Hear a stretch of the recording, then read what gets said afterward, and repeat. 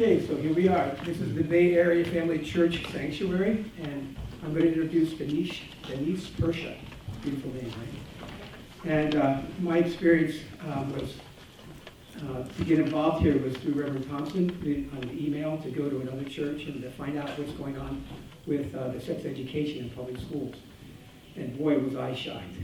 And so that's when I met Denise Persha. And you could really feel the depth and the deep understanding and heart that this woman, exuded. She just we spoke for short, and I just knew she was the Yoda of this whole program. Okay. And so she is the one who actually is the citizen author of SB 673, the most recent bill that was rejected by the Education Board in Sacramento, where we had some 30 members go to. A lot of the young people right here were there, correct?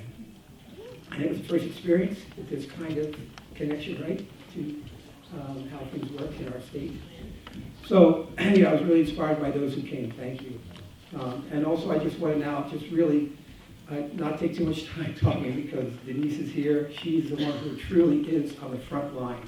And I just talked to her husband, who is, the really incredible support. And I just said, can I take the liberty to say this about your wife? And that was, she's nails. She is really involved. And I just want to now just let her come and share what's going on right now in our state of California concerning sex education in public schools. Denise Persha.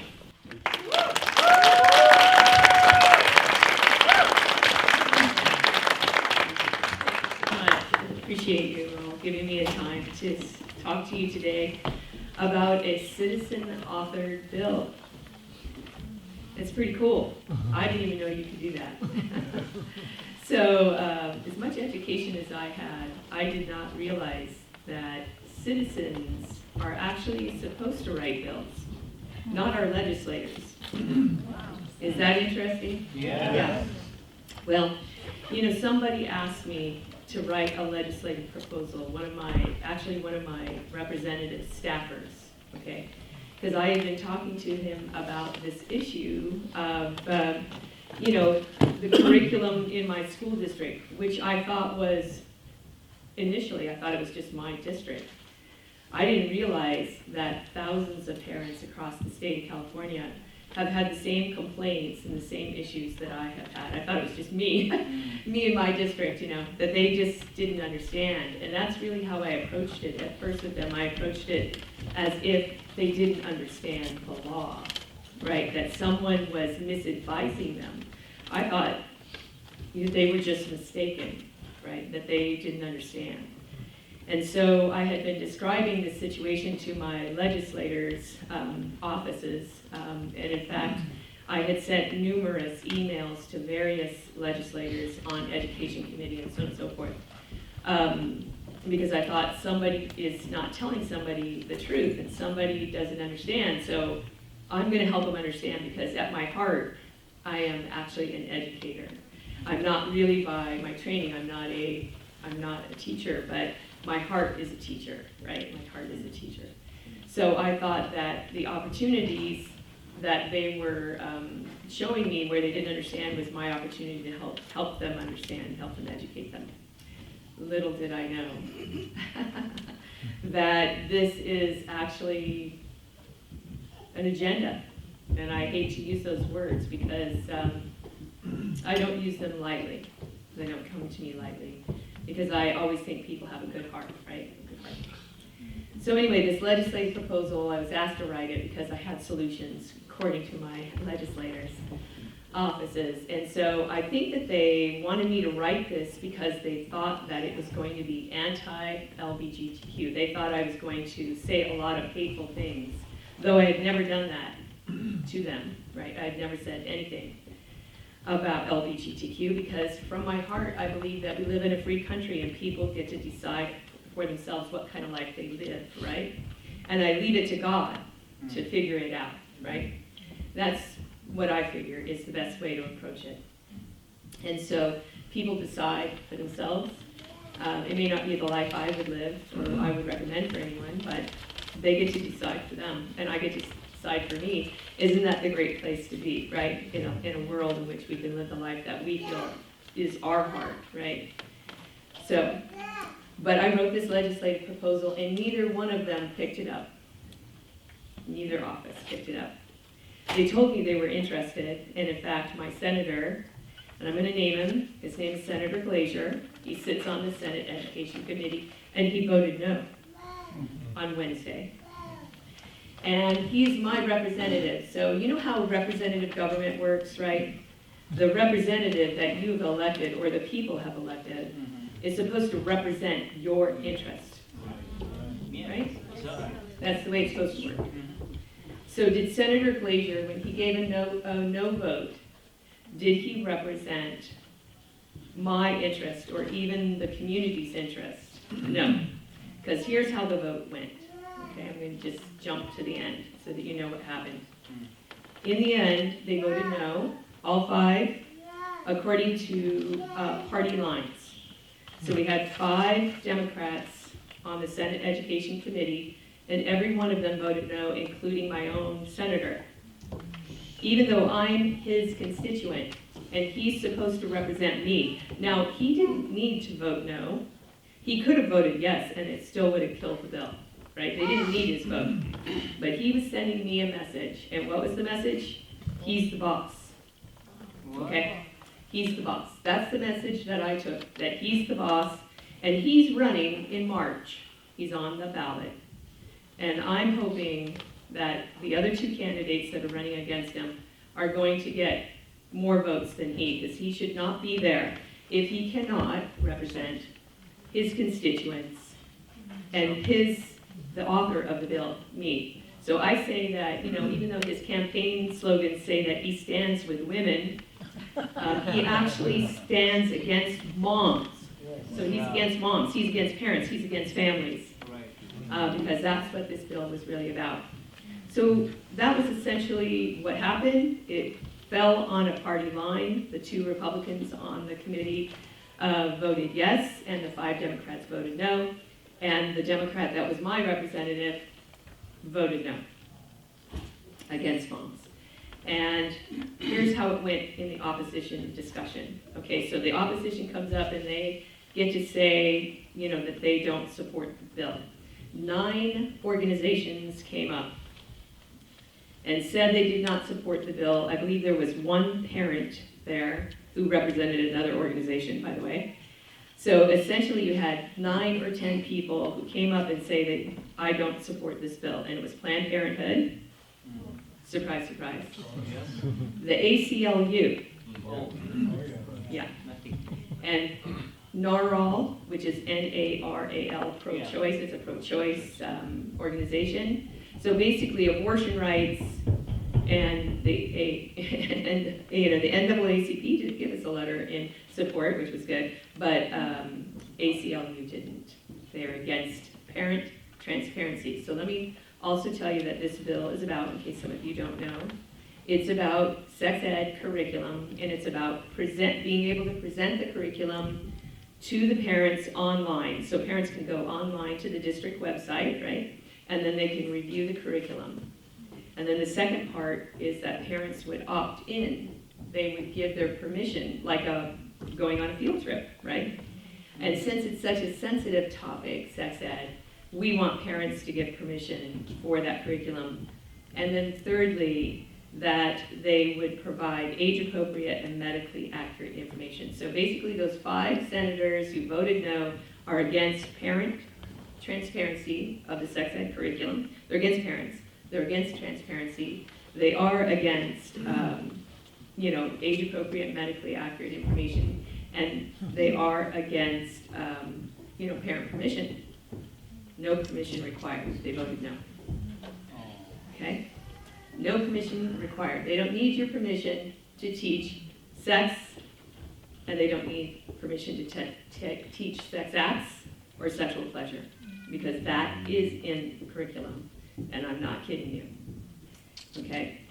So that bill was written because I believe my district hid the curriculum from me over several weeks, and they admitted that they didn't want me to see it, my staffer. We don't want you to see it, because every parent who sees the curriculum opts their children out of the curriculum. And guess what? I was no exception. I had twins, they were in the 5th grade, and I opted them out of this curriculum because it contained sexual acts, sexual pleasure, and sex behavior. It described it.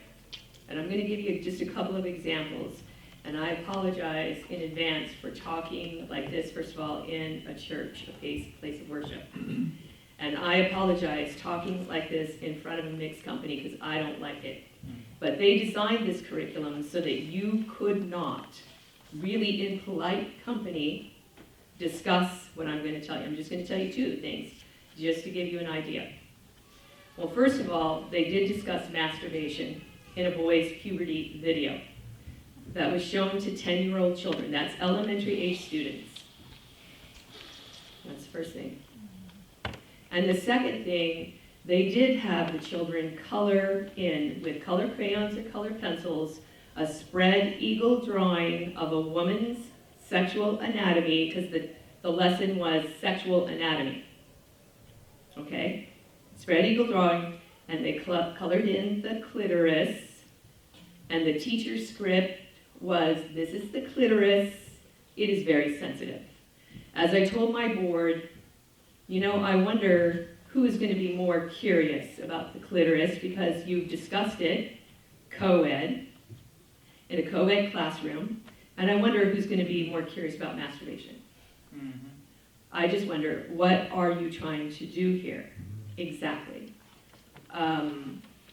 Those topics are not age appropriate for a 10-year-old. Absolutely. And if a parent decides to talk to their child about those topics, masturbation and the clitoris, that's the parent's decision. You don't get to do that as a teacher, as a school district, or a school board. You don't get to do that. And so, sex ed today is no longer about reproduction and puberty, or even pregnancy prevention, in 7th grade is when they start that. It is today about sexual pleasure. It is today about sex acts and sex behavior. And so that's my line in the sand. Because, you can teach puberty, you can teach reproduction, you can teach hygiene, we can discuss those topics. Right. But when you decide that you're going to teach sexual pleasure to children, well then I have a problem with that, because that does not look like science. Okay, that looks like something else to this parent. And so over the preceding few months after I saw this curriculum, I actually embarrassed my school board. I repeatedly discussed things that we could not discuss in public. And there were, oddly, a couple of times that a camera was in the room, because I gave 2 public comments every single month for about 8 months. And I only had 3 minutes, right? And I would read from the curriculum, okay? And my board was mortified. They were so mortified when they would see me come in the door, they would go, you could see on their face, here she comes again. And she's going to say words that we can't say in polite company. And in fact, a couple of times there were cameras in the room, and one time the camera, the manager, the guy who's the kind of not the behind the camera, but he's kind of managing things, says, cut the feed. She just said clitoris on live TV. Because see, you can talk to my children in a classroom about the clitoris, but we cannot say it in polite company. We cannot say it on TV, and we cannot say it on the radio. That is a problem, my friends, because we're talking about elementary age students. That's what this law was about. It was about elementary age students. I wasn't even asking them to change for 7th grade and above, which is what the Healthy Youth Act is actually designed to do. It's actually a law for 7th grade and above. And districts can choose to teach these topics in elementary school, but they're not required to do it under the law. So there was choice. So my district made a choice. One other thing you need to know about my district. They actually rolled out the curriculum without board oversight, without board approval, no vote from the board, no discussion, and no parent input. They just rolled out 11 lessons considered comprehensive under the law for 10 and 11-year-old children without any input.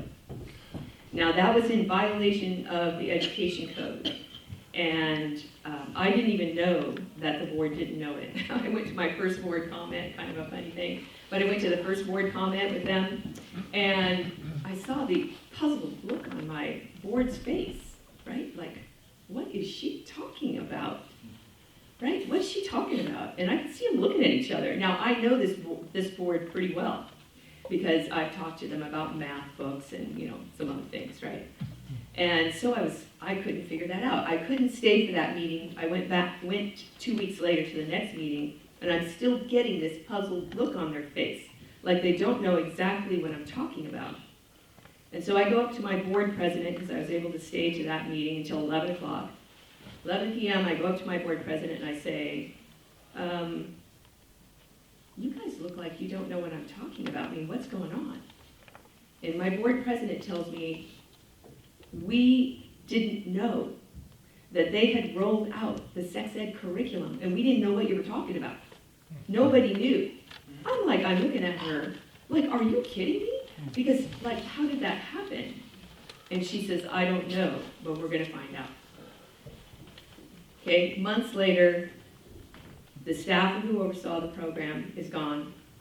The assistant superintendent is gone. And very sad to me because I really, really liked my superintendent. She's no longer with this district either. So within about 6 to 7 months, those 3 people were gone. And I was really actually kind of disappointed about the superintendent because I actually really liked her. She's super smart. And she took a district that was in disarray and she brought order to it. So I was really happy with her, right? As I was my board. And I even said so in public comments to them. That district, which is Mount Diablo Unified, was in disarray until Dr. Nellie Meyer took over. And I really was disappointed. I really, truly was. I don't know how that happened. The explanation from the superintendent in a board comment was that the State Department of Ed had recommended these curriculum. So there's 6 curriculum that they can choose from that the Department of Ed has available, right? That meet the criteria under the law. That's what they say about the curriculum. So they chose one, and they thought since it was recommended and had been approved by an outside organization, by the way, the outside organization, yeah, was full of lobbying groups. The people who spoke out against us, by the way, at this bill hearing, including Planned Parenthood, including, just all of the organizations. SECUS, an organization called SECUS. It sounds like a monster, doesn't it? Yeah, SECUS, which stands for Sexual Education something in the U.S. I can't even remember, but it really truly is a monster. It is if you know anything about Kinsey, it is a Keynesian-based organization. That should tell you all you need to know.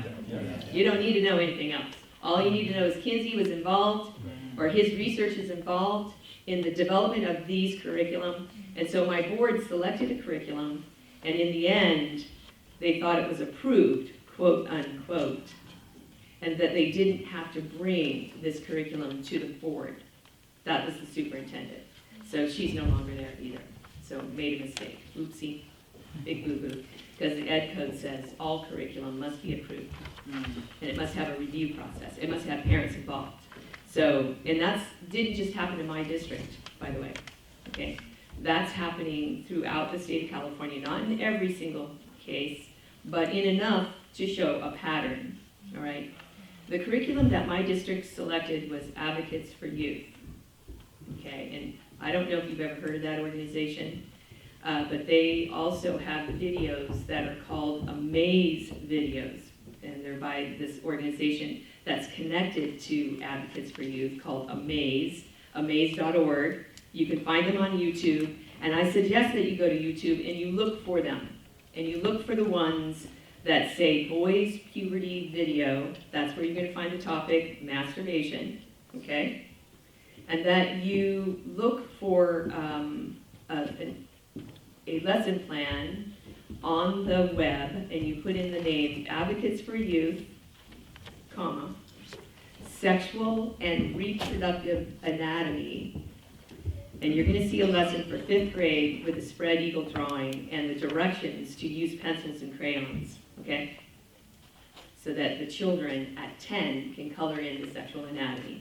So I want you guys to go look for those 2 things, because I don't want you to believe me, right?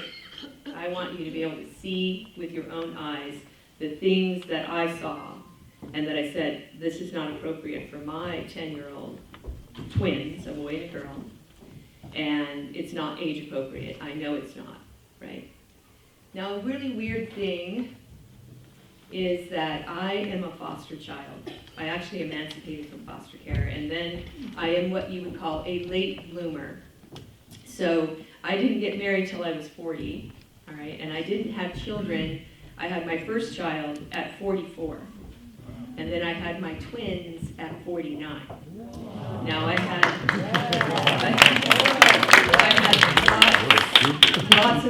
lots of help getting pregnant, because you know in your 40s when you're a woman it's difficult. And I delivered those babies all to term, which is a miracle, and I can call them my miracle babies. And I am a late bloomer. I'm 60 years old now, and I have a teenager who's going to turn 17 next week, and she thinks she's in charge. So we had a little conversation this morning. That's why I was a little bit late. I had to, correct her, to say the least.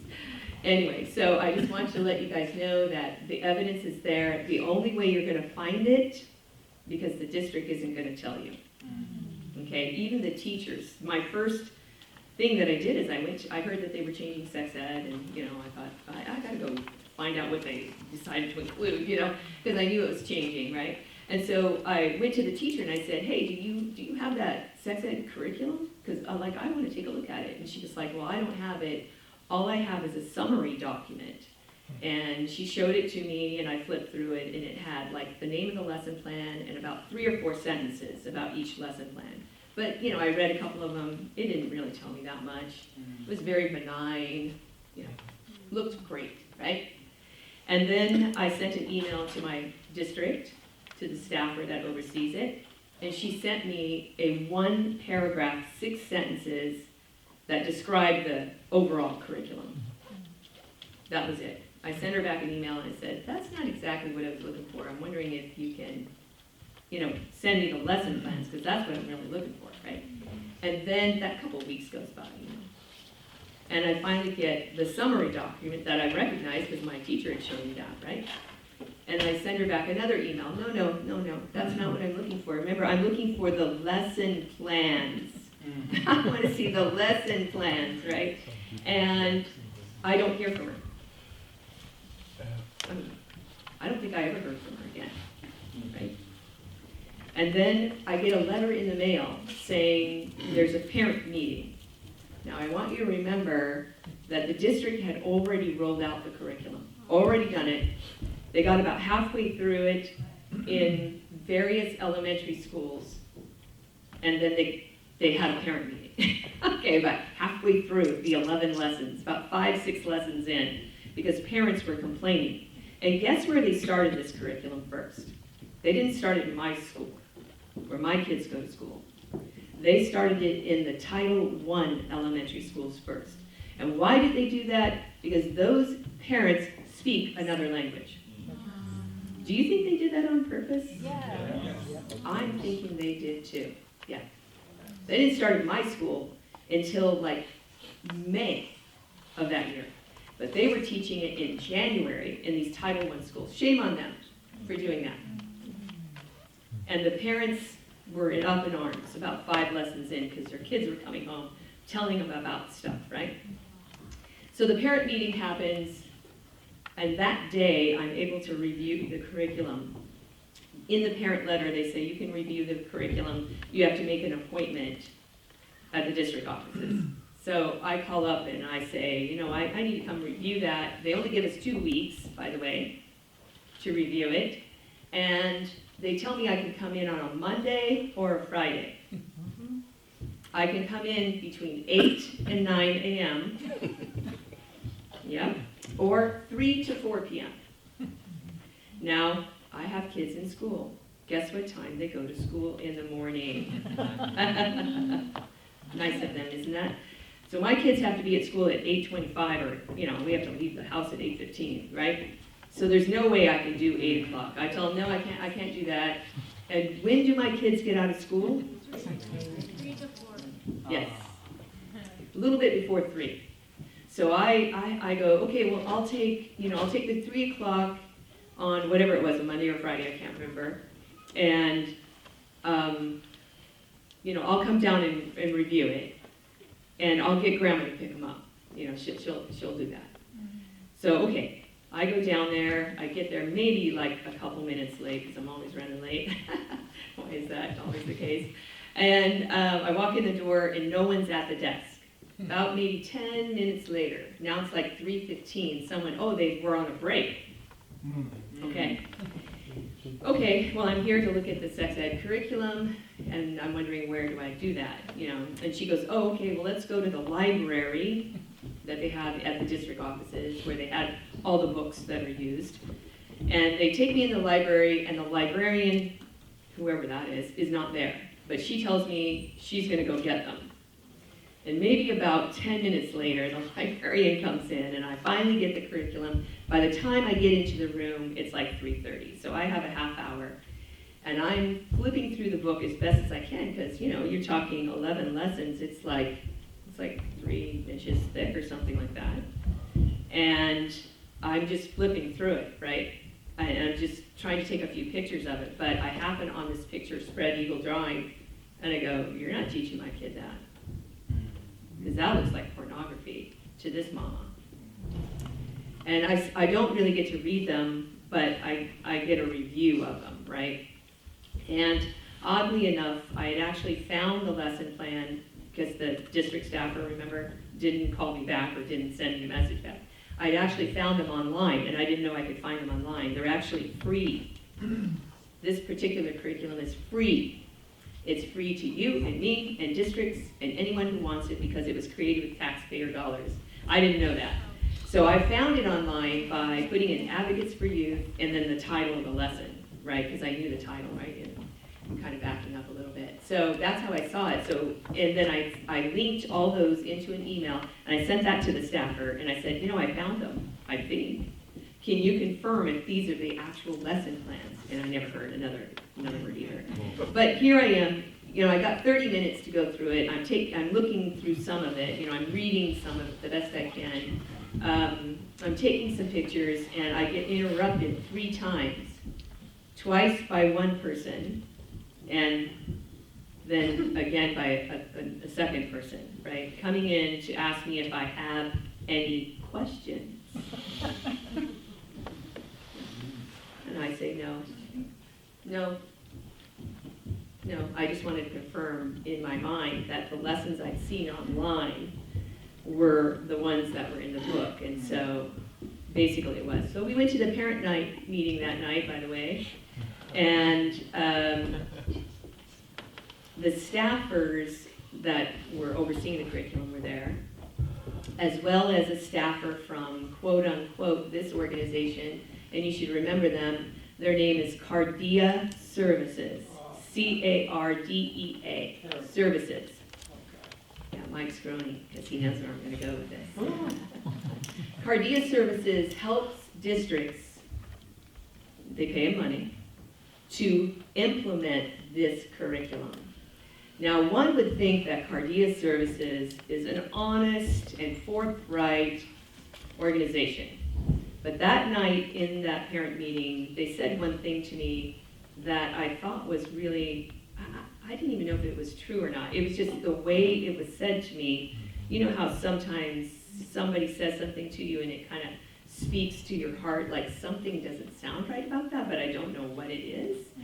Well, here's what Cardea's consultant said in that meeting. And it turned out to be a lie. An absolute, in your face, complete and utter lie. And they said the following: we have to teach this curriculum because we were forced to teach it. That's their word, not mine. That is a quote. We were forced to teach this curriculum due to California law. Some parent in the room said, "What law are you talking about?" And they said, "The Healthy Youth Act." Okay, that's all I had. But something just didn't sit with me right. And so I went home at 10 o'clock that night, and I got on my computer, and I was up until 1 o'clock looking at the law, trying to read the bill, which is 10 pages, trying to figure out where in the bill it said that they were, required, okay, or forced, which is the word she used, to teach this to 10-year-old children. And in fact, I even asked a question in that meeting saying, "Sincerely? You are forced to teach this?" Oh yes, we are. Okay, so it wasn't just one question from one parent. There were 3 of us in the room asking the same question, saying to ourselves, something doesn't sound right there. And this person from Cardia Services lied not just once, but twice, but 3 times to this audience of parents, telling them that they were forced to teach this curriculum, that the spread eagle drawing that they had that asked children to color it in was required or forced by the state. Now I can tell you that the curriculums themselves exceed the law, the Healthy Youth Act. They exceed it. There is nowhere in the Healthy Youth Act that it says that you have to present to children who are 10 a spread eagle drawing and ask them to color in various sexual anatomy. It doesn't say. Okay, it's not required. It's not forced. And they should be ashamed of themselves. So they told my district that, I am sure. And I believe they also told my district that they could roll out the curriculum without board review, because my board honestly thought that that was true, right? Until I got up there and started saying, there is no force in the law. There is only choice. Districts may choose to teach this to elementary students, but they are not required to do so, because the law, the Healthy Youth Act, is a requirement for 7th grade and above, once in middle school and once in high school. Those are the requirements. There are 10 topics under the law that they must teach, including HIV and so on and so forth. And my district even had a lesson on HIV, and I thought it was a good lesson. But do you know what they did with that lesson? In the end, they took it out. So they didn't teach them STDs, they didn't teach them HIV in the following year. They did not teach them abstinence. They only used 3 words in the curriculum: some people wait. That's all they said to 10-year-olds. At the same time telling them about the clitoris and masturbation and other things. They just said 3 words: some people wait. Some people wait. That's great. Some people wait, but you didn't make the case to them that the longer you wait, the lower your risk. And that is a lifetime risk reduction. You didn't tell 10-year-olds that they should wait because their risk is lower, and it's a lifetime risk for STDs and HIV. Isn't that a shame? That is a shame. I am upset with my district that they did that they were not informing these children of risk. And when I said something like that to my staffer, she said, "Oh yeah, we're telling them about risk. We're telling them about pregnancy risk." I said, "Congratulations. You're telling them about pregnancy risk, and you're missing the other risks that they need to know, which is HIV and STDs. Why did you take out HIV?" I said to the staffer. "Because it scared the children." That was a quote. It scared the children. And I want you to let you know that everything I'm telling you today is documented in emails back to my board, and to the State Department of Ed, and to the Education Committee, and to like 80 different people throughout the state.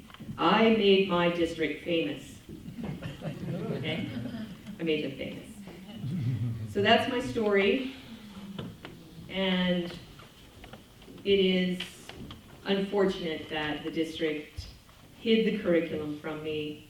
They are hiding it from parents throughout the state. They are not being transparent, and that's what this bill was about. It was about transparency. It was putting it online, because 11 lessons, think about it, 11 lessons. It took me 30 to 40 minutes to really review each and every one of those messages, those lessons. Now think about it. Could a single working mom go down to the district offices and review that in a 2-week period of time? There's no employer that would give her 7 or 8 hours. It would take her all day, 1 day of missed work. And she would probably give up after just an hour or so, right? Because that's all she could probably maybe afford to lose in her single working mom life, right? That is horrible. We should put it online. We should have it available to parents, even if you have to sign in, with a parent ID or whatever, right? Student ID, and review it. And then you can review it in the ease of your home. And the requirement under the bill was a translation requirement to translate it into, the language of the community, other than English, a second language that, like 15% of the population. So they rejected that as well. So no online review, no translation, no parent permission, and it doesn't have to be age appropriate or medically accurate. And believe me, this curriculum for my 10-year-olds, and I'm talking from a scientific standpoint of view, was not age appropriate. It wasn't appropriate for them in terms of their cognitive ability. Now, I told you I was a foster child. I emancipated from foster care. I put myself through 2 degrees. Okay, I have a master's degree. I do have a research master's degree in psychology. I'm actually a researcher. That's what I am by training. So, what's interesting about me is that when somebody says something to me, I have enough information to know, and just enough to be dangerous. So I know just enough about developmental aspects of brain development in children to know that the curriculum, when I saw it, from an education standpoint, from being educated on it, it was not appropriate. I'm not a developmental psychologist. I'm not a clinical child psychologist. I don't have a license, but I am a researcher, and I have been in and out of the developmental, research. Oh, first of all, because I'm a mom, and second of all, because I have just an interest in psychological things like Piaget's, cognitive development for children. I know that, right? I know it well enough to talk about it. And I know that there is something that happens to a 12-year-old, a 12, 13-year-old in terms of their brain development, which starts knitting together, the prefrontal cortex, right? It's this part right up here. This is the decision-making cortex, right? This is the decision-making. It helps you make good decisions.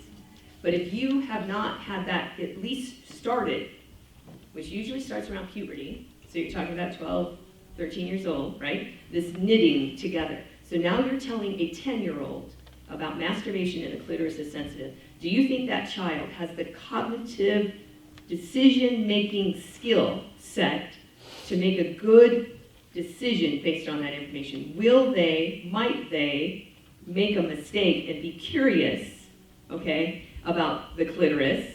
And might they even do something to a younger child because they're just so curious about it? You see, even though they tell them you can't touch someone else, you don't know what a child will do. Some children might, I say, they may actually do something that we would not want them to do, right? Because children are noted for making bad decisions. That's why they're children, right? And their brain hasn't knitted together yet. And in fact, it takes until 25 before that knitting together is complete. Did you know that? Yeah, till they're 25 years old.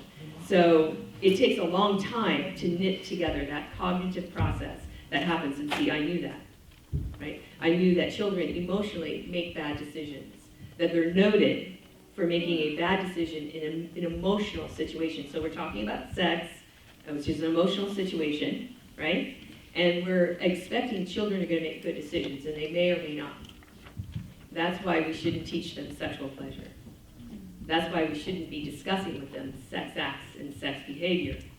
That's why we should stick to puberty, reproduction, hygiene, etc., or pregnancy prevention. That's why we need to stick with that.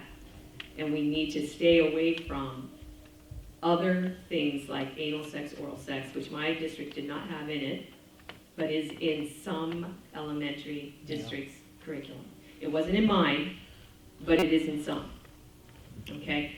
Now, the reason why they're putting that in there is because they believe children are getting a hold of pornography, and they are.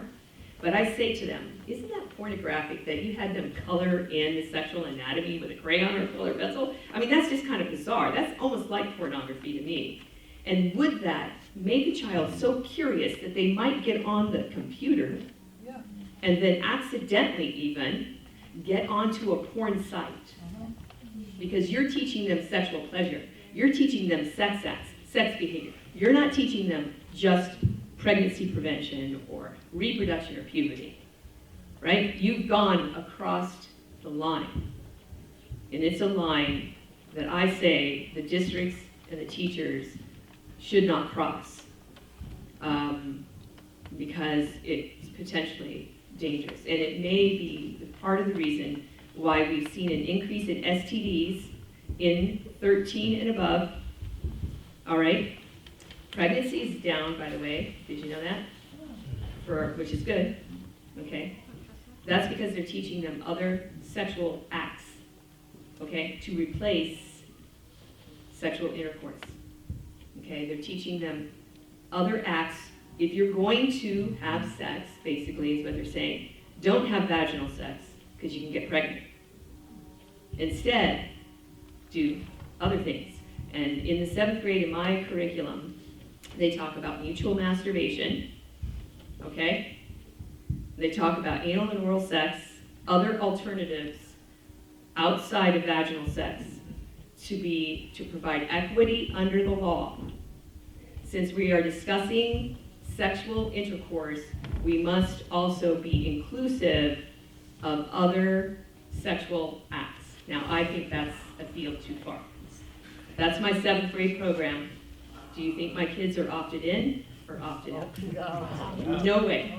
I had a really frank conversation with my husband, and it went something like this, because my husband thinks that, that maybe they should go through this curriculum.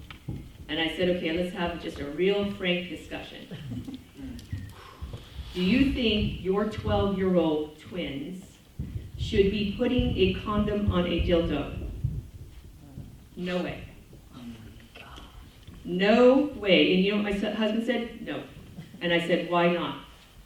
Tell me what your reason is for them not doing that. And he said, because they're not even thinking about it. And I said, that's right. Exactly. At 12 years old, they are not thinking about sexual intercourse, so why would you talk to them about putting a condom on a dildo or a piece of fruit, like a banana or a cucumber, okay?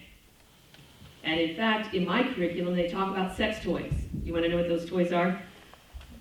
Okay, I'm not going to give you too much information, but they do talk about vegetables being sex toys.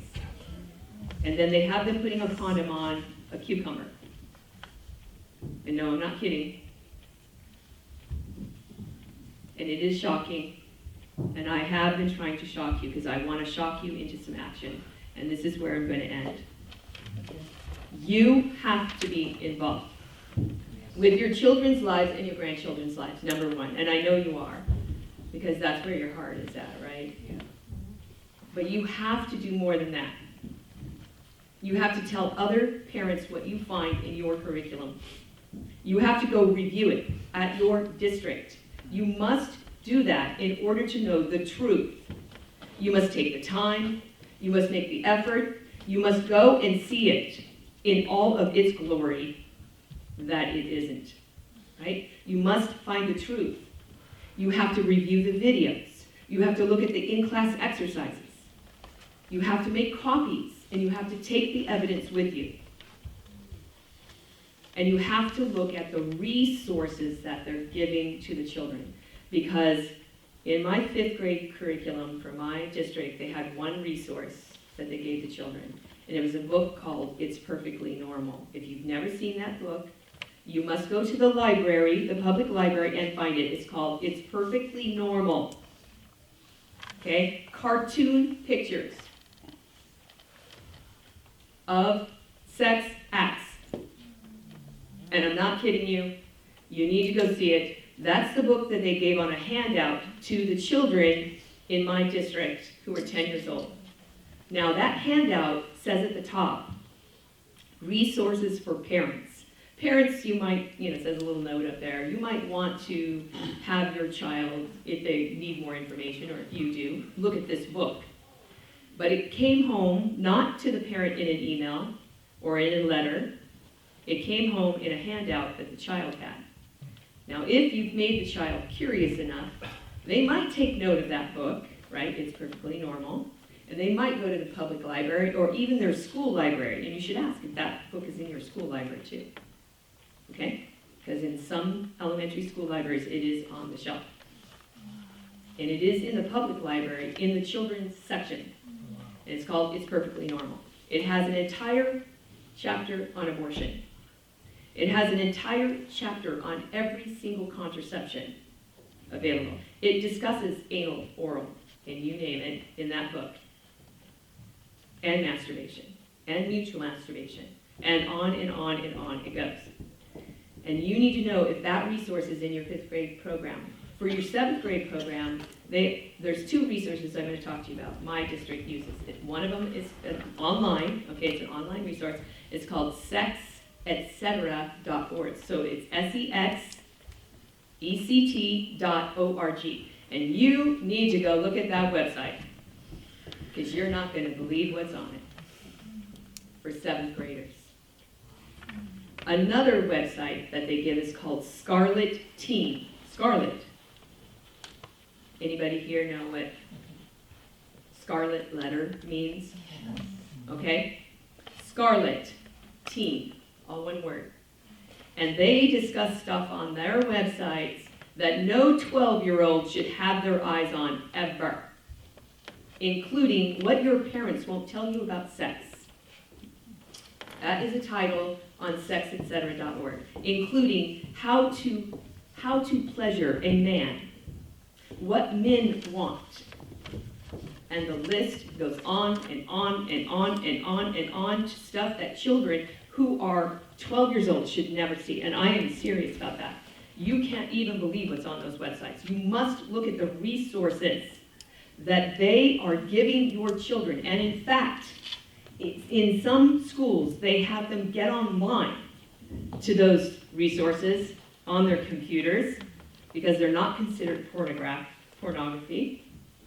And you must go look at what is inside those organizations. It is really pretty stunning. And so look at the resources. So you must go and look at it. You must make copies of it. You must look at the resources. You must read the lesson plans. I know that that's a lot of work, right? Especially the grandparents. Maybe you have more time than the parents do on their hands to do that. And then you must speak out at your school boards about it. You must use the words that they don't want you to use in public. And it is hard to do that.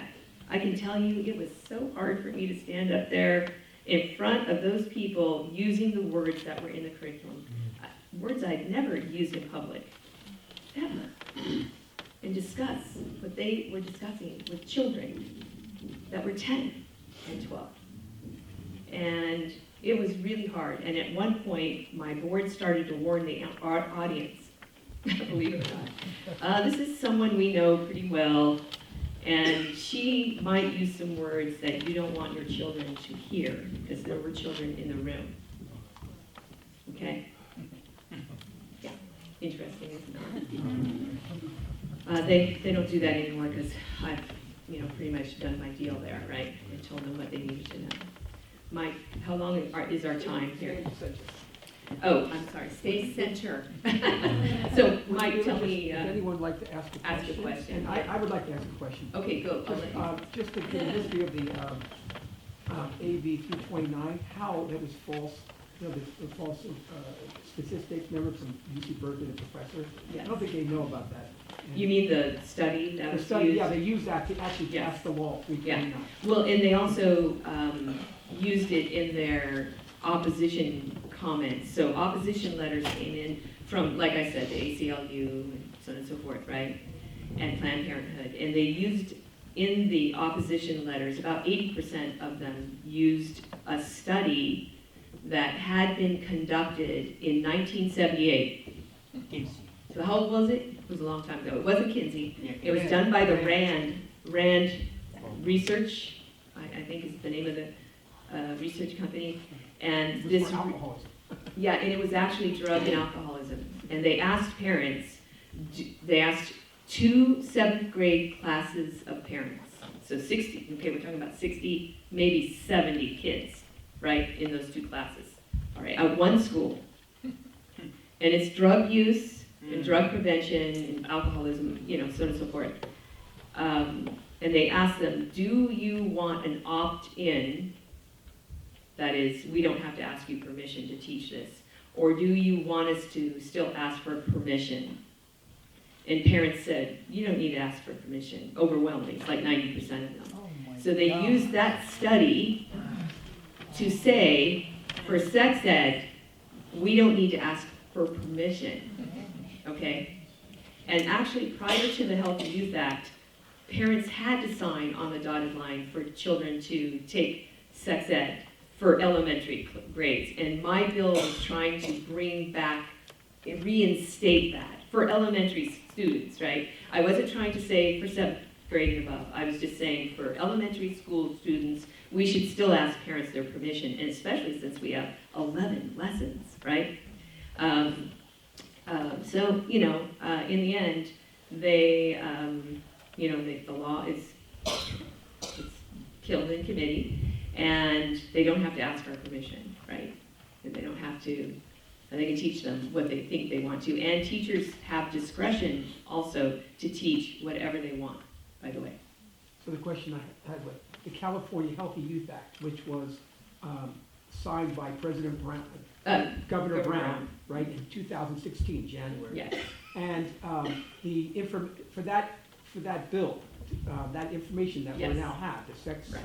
comprehensive sex education in California. They use that They study. used this professor from UC Berkeley. Yeah, that's the. Please that's one. explain that specifically. Yeah, that was the study I'm talking about. The UC Berkeley professor in like 1978 got money from the Rand Corporation, you know, or the Rand Research arm, right, to do this study. And so I refer to it as the Rand study, but.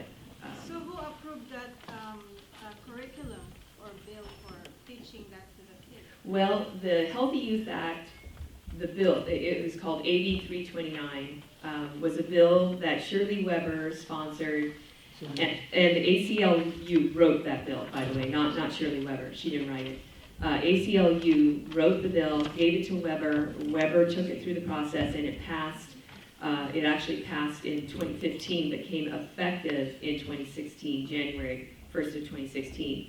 And it is a bill that mandates sex ed curriculum for 7th grade and above to be taught at least once in 7th grade and at least once in middle school, and once in high school. So that's the Healthy Youth Act. Then there's a second law that came in before this law that's called SB 48, or the Equity Act, okay? Now, our U.S. Government has a bill, it's called H.R. 5, that mirrors this bill called SB 48, the Equity Law. And the Equity Law says that in educational curriculum, you have to provide parity or equity, which is why they are discussing sex acts and sex behavior. Does that make sense? I mean, that first of all, this law called SB 48, which is called the Equity Act, says that in educational situation curriculum, you have to teach equity under the law. You have to include LGBTQ. So then in 2015, the sex ed law passes. That's called the Healthy Youth Act, all right? And those two laws together are working to bring equity to sex education. And that is why they are talking about sex acts and sex behavior and sexual pleasure. Okay? And not only that, but your children have a right to their sexuality, even as babies. That's what the curriculum says. If you go to Advocates for Youth, based on Kinsey's research, okay, you guys know about Kinsey, that's what's happening. Yes, sir, I'm sorry, I do see your hand. What is your question? Go to Central. In all the research that you've done to learn the process and the timing and the parties involved, Did you ever find Porn Central out of Quebec either funding it, supporting it, providing information, encouraging it? Do you see any involvement from that group? From the pornography industry. Yes. You know, I have had people tell me that the porn industry did fund some of this, the curriculum or the law. But I do not have evidence of that. But you know what? It would not surprise me if that were true. Because the curriculum is so sexually explicit that, you know, I don't believe our teachers are, or our boards of education, or our superintendents are pedophiles. I do not believe that. There might be one here and there, because, you know, there's a certain percentage of the population who is, right? But I do not believe that they are, right? And in fact, teachers don't like this curriculum. They don't like certain parts of it. And they don't want to teach sex, pleasure, sex acts, or they don't want to do it. Even in curriculum committees during the summer for my district, right? Because they asked me to come to be part of their committee. They didn't want me there, by the way. I was the only parent at one point in the room. But the issue is that teachers in that room were arguing with someone in the room, a former teacher in our district who is a union rep, okay? And the union rep was making a case for anal and oral sex in the 5th grade program. And there were teachers in there who were in agreement with him. And I was saying, that is completely not appropriate. Well, you have to, he said, because there's equity. You're not being equitable, and we are going to sue this district unless they do. Okay, and he said, those are his words. And so in the end, you know, I don't know what his issue is. He's a union rep, and he was a former teacher, a long-term former teacher in the district. Spent about 25 years in that district, 20 or 25 years. And then he became a union rep. And why he did, I don't know. But he became a union rep. He was a teacher in that district, and he is saying for 10-year-olds, they need to know about anal and oral sex. And I'm saying my 10-year-olds don't need to know that. And he says, well, my children know about it. I go, that's your decision. You decide for you, I decide for me. But you're not teaching my kids that. Because that just does not sound right. And I'm not calling him a pedophile. I don't know what that guy's story is. But there were teachers in the room who were thoroughly disgusted with this guy. And they argued back. Okay, thank God for that. And they did not include, I'm sorry, somebody else over, did you have a question right here? And then I'll get yours, and then I'll get you. I just want to know what Equity, What does that yeah. mean? It's, you can probably, I'm trying to think of who was the author of that. It's SB 48, it passed in 2011, and it's called the Equity Act. And it requires school districts to be equitable in terms of talking about LGBTQ. And like I said, you know, I think we need to talk about people, no matter who they are, and their accomplishments, right? And we don't really have to point out to kindergartners that they're gay, right? I mean, why? A 5-year-old doesn't even know that. But the law demands it, and that's why it's going to be in your history books. If your districts have not bought new history books for their elementary age students, the new ones that are coming up do include Harvey Milk, okay, in 2nd grade. Now, I'm sorry that he was killed, right? Nobody should be mistreated. Nobody should be bullied. Nobody should be mistreated. But Harvey Milk had some, you know, some of his background is kind of sketchy, right? A little bit sketchy. You know, he had relationships with teenage boys. Okay, teenage. I don't say no. I'm talking about adults. You know, adults get to decide what adults decide to do, right? But we're teaching our 2nd graders that Harvey Milk was a great guy, and that he stood up for gay rights, and that he was killed because of it. But we aren't telling them what Harvey Milk was really about in his private life, right? We're keeping that out. We're making him a hero to these 2nd grade kids, and we're not telling them the truth, right? And that's really unfortunate. If you're going to talk about heroes, let's talk about heroes. You know, Sally the woman who was killed in the Sally you know, Ride. right, Sally Wright, you know, I think she was gay, and though I don't think you really need to talk about someone's sexuality, she was a hero, right? She was a hero, she died a hero, and we should be talking about heroes, no matter who they are. But we don't have to, and I even say, please, dear God, you know, my 15 minutes of fame that I have, don't make me famous for my sexuality, okay? I don't want to be known for my sexuality, right? I want to be known because, you know, because of who I am, for my character, but it's not about my sexuality, right? It's not about that. It might be about being a mom, which maybe is about my sexuality, but I don't want people to go around, she's a heterosexual and we should promote her because she's heterosexual. No, please don't do that. You know, that's not necessary. I don't need that. So I say, you know, to elementary age students, we can talk about heroes who are LGBTQ, but do we have to talk about their sexuality, decisions that they made to elementary school kids? And I just have a disagreement about it, but I don't think we should exclude them, right? We shouldn't exclude someone based on their sexuality. That's not. Maybe just a couple more. 'cause I'm gonna we're go talking. to, is it you? I said next, yes, I think so, yes. And then I'll go right over here, I'm sorry. So at the very beginning of your talk, you said that your representative did not represent you. No, we But didn't. the question is, how many other people did he not represent? All right, that's a So- good question. So for me, the question is, most of us as parents or grandparents are ignorant of the issues. Right, And how do we educate enough people that they know the issue, and then they can vote these jokers out? yes, Because exactly. this is a democracy, and that's how we fight back. We are a democratic republic, right? Remember, we're a republic, and what's the difference between democracy and republic? Democracy, pure democracy, is majority rules, right? A republic is a representative government, and so we're supposed to have a republic, a democratic republic, we call it a democratic or a republic. And how that's different is that your interests, whatever your interests are, even if you're the minority interest, are to be represented by your representative, okay? So, but that's a good question, how many other people? Well, at the day of the rally that we had, we gave public comment in support, and about 200 parents showed up and said they were in support.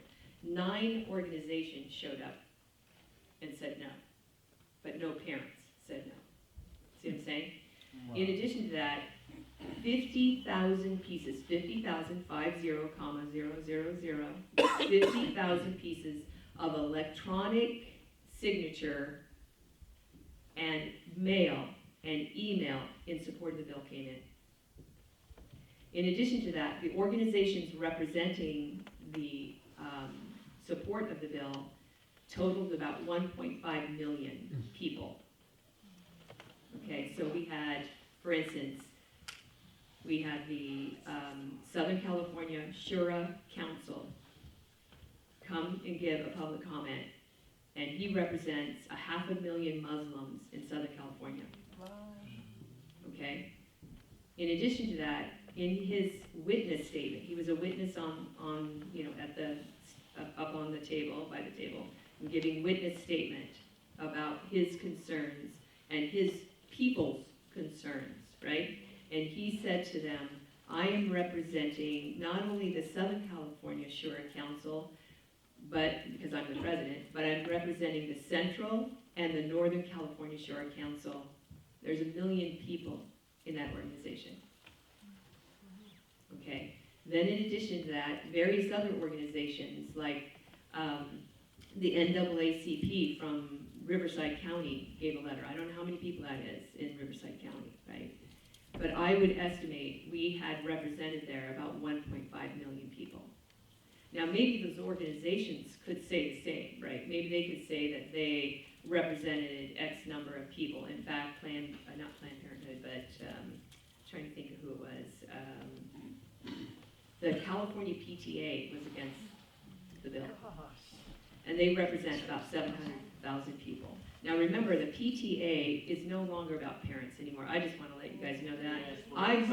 I hope that you are going to not give them any money, and I mean that. You give it to your school. but don't give it to the PTA. Or you implement what they call a PTO, okay? That's not with the PTA. They're separate. A parent-teacher organization, a PTO, is better bet than the PTA because the PTA is taking your dues that you give them and they're doing things like opposing parent rights and parents' transparency bills, right? Does that make sense? Why give them more money? And I hope you won't. They were against us. They made a witness statement against us. And I guess they want to hide the curriculum too. They're doing that, right? They want to hide the curriculum from parents. They don't want parents to know what they're teaching the children. They don't want to be completely transparent. And that's my take on the PTA right now. I've never felt that way before about them, but I do now.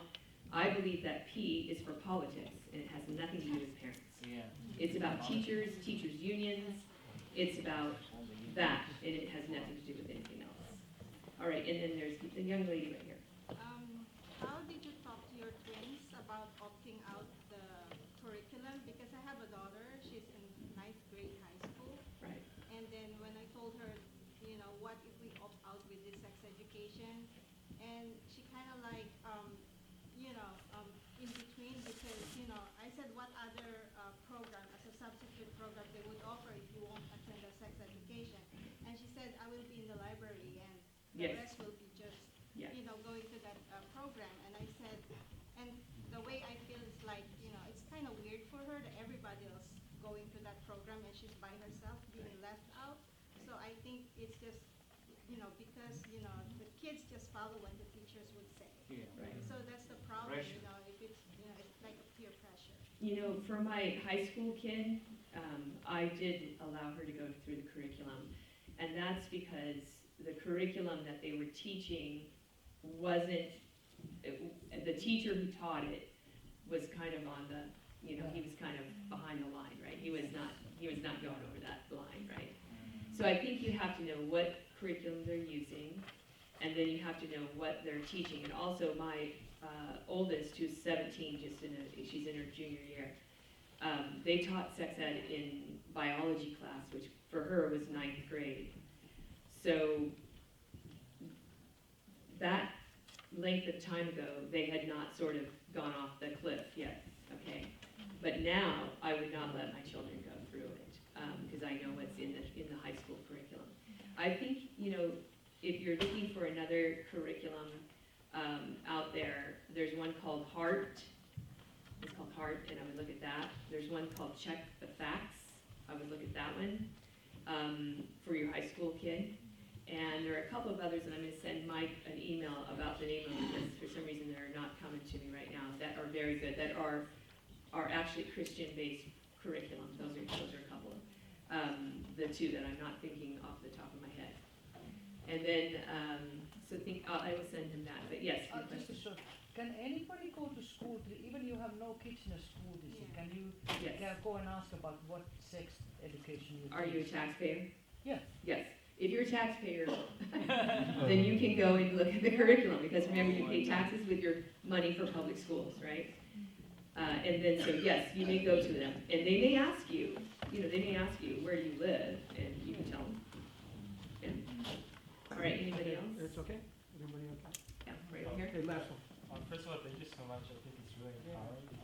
I think this, many people feel that this exclusively concerns parents and faith-based organizations, but I think also a lot of us who are kind of seeped into this curriculum, grew up with it, also aren't okay with it. What do you think is the responsibility of students and the youth to the extent of this? I think as a citizen, you make a decision to become involved, right? And you find out what's in the curriculum, and then you speak out at your board meetings.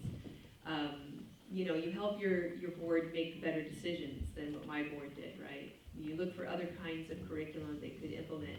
Check the Facts is compliant with the law. They may not say it is, but it is.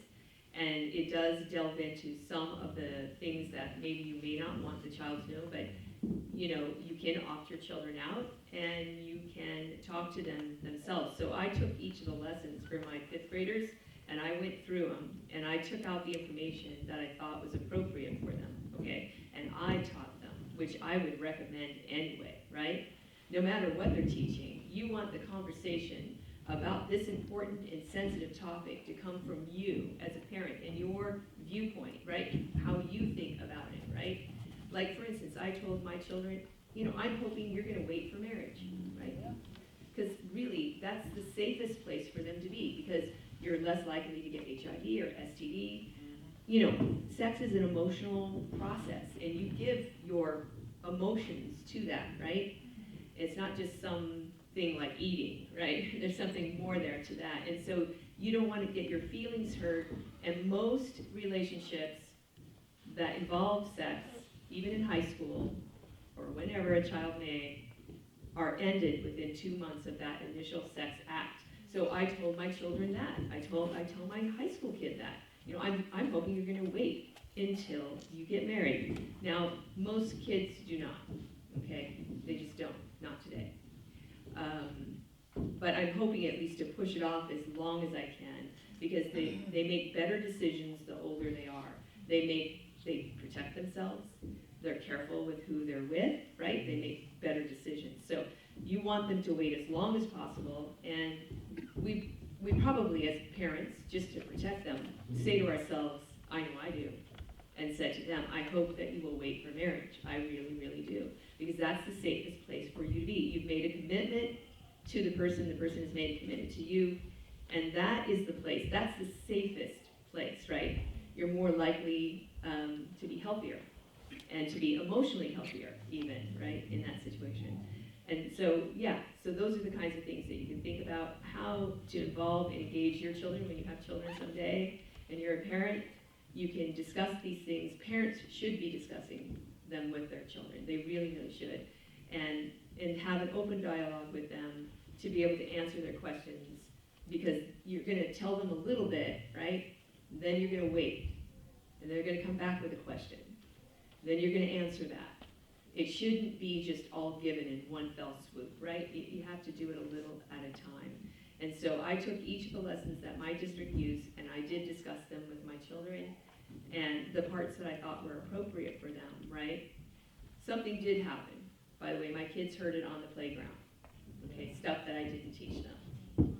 Like, for instance, my daughter was in the car, and she said to me, Mama, do I have a place in my body where a penis is inserted? Because they had told them the penis is inserted into the vagina. And I said, well, yes. Now my son, who's in the back seat, he's 10 years old, he's freaking out. He goes, that is just sick. He was stunned. Now maybe I should have prepared my son, right? But he was so upset by the idea that was the process for pregnancy, right? Because I didn't go there, right? I didn't get that explicit. I just said an egg and a sperm get together, and I kind of left it off, right? Exactly what it was. But the kids at school had been described exactly what happens. Quote unquote, the penis is inserted into the vagina during sexual intercourse, which can result in a pregnancy, right? The egg and the sperm get together. Well, for 10, my son was freaking out. Now, I want you to think about a 10-year-old boy. Most 10-year-old boys have not entered puberty, or they're not close to puberty, because puberty hits them around 12 or 13 years old, okay? But a girl, okay, and my daughter was not as upset by that. It was kind of like, oh, okay, like that made sense to her, because we had been preparing her for her period, right? She was in the 5th grade. We knew it was not too far away. We had been discussing since 4th grade with her what a period is and what happens. So she wasn't as shocked, but in terms of puberty, between a boy who's 10 and a girl who's 10, the girl is a little bit more emotionally mature, and we know that that's true. That's not putting men down. That's just the way it is, because puberty pushes your maturity just a little bit, right? And girls enter puberty a little sooner in cognitive brain development, right? And it affects their brain development. So my son was freaking out in the back seat. And I'm telling him, just calm down, it's okay, I'll explain, just calm down, right? He's still freaking out, even 2 weeks later. I have to tell his dad, you need to take your son for a walk. Okay? And you need to explain to him some things, because I've tried to explain to him, because I don't want him to be freaked out. But he literally was freaking out in the back, and he just wasn't ready to hear that information, right? He wasn't mentally prepared. And even if I had said it to him, I don't think it was something he wanted to think about, right? He didn't want to think about this process, which I told him is a very natural and normal process, right? All the animals do it. You know, this is what happens. People have sexual intercourse and it can result in, this is the process, right? But my son was not ready to hear that. He just was not. And he was just being being a little kid, right? He was just being a little innocent kid. And he got told some information. And I think it's funny, right, as an adult, right? I mean, I was kind of comical, right, looking back at it. But at the time, I was like, oh my gosh, trying to figure out how do I undo this, him thinking that that is sick, okay? Because I don't want my kids to think sex is sick, right?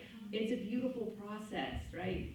That two human beings come together and produce a life. And that is absolutely beautiful. And God has designed that, right? That is beauty. My children are wonderful, right? I love them very much. And they are born into innocence, and I want to continue that innocence for as long as I can, right? That's my parent role, right? That's my mama self talking about that, right? So I didn't even think about the children on the playground talking about this. And my daughter was kind of like, okay, but my son was freaked out. I don't want my children freaked out about sex, right? That's why you have to have a conversation as parents with your children, all right? And that, I think, concludes my talk, as I probably have gone on for a long time. Mike knows that I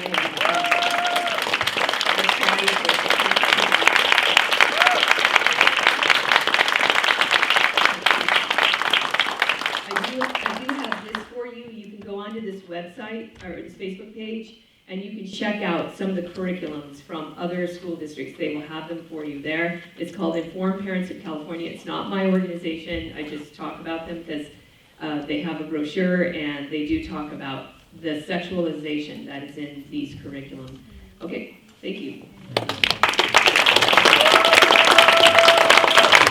Thank you.